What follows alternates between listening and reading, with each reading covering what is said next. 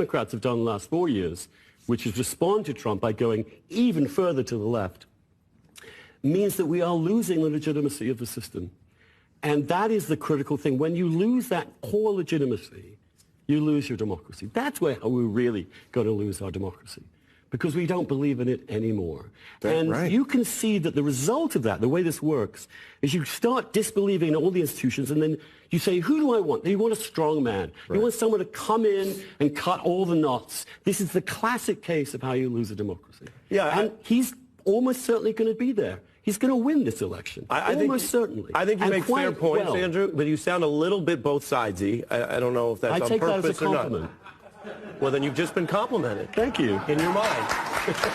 But there's absolutely problems with the Democratic Party and the overreaction to Trump. We just spoke about the ballot case and its thinness, and we cover that all the time on the news. But there's not equivalence here on the problems that you just referred to. There's not equivalence on political violence. There's not equivalence on responding to court cases. Bush v. Gore was very controversial, but there was no violent response, and there was not any mainstream response from Democrats about overthrowing the certification. Al Gore actually showed up on Jan 6th, remember it was that date, and certified it. So there isn't a both sidesism to this decay, and what Trump does, and I agree at times he may draw his opponents into messy, dumb feuds, but he is the one banking on a cynicism, an attack on democracy, and a complete rejection of the policy democracy that you want, because they didn't even have a platform. So he's saying it's just me. You don't even know what I'm going to do. Just vote for me, no platform, and you've got a whole Republican Party that's basically codifying that. You know what would be good at MSNBC is if you actually did think about both sides and weighed the arguments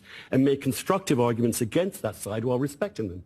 You don't do that. It's propaganda all the time. What you just said, what you just said just described my show. So I had a Trump lawyer on this week. I've had Steve Bannon on my show. I've had Trump White House officials. I watch MSNBC. Right, so you describing a goal that I'm achieving, I take that as a compliment. Well, in your mind. What?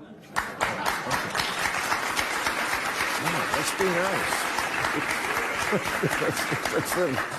It's the first show of the year. Let's not tear each other's face off. Hey, Bill.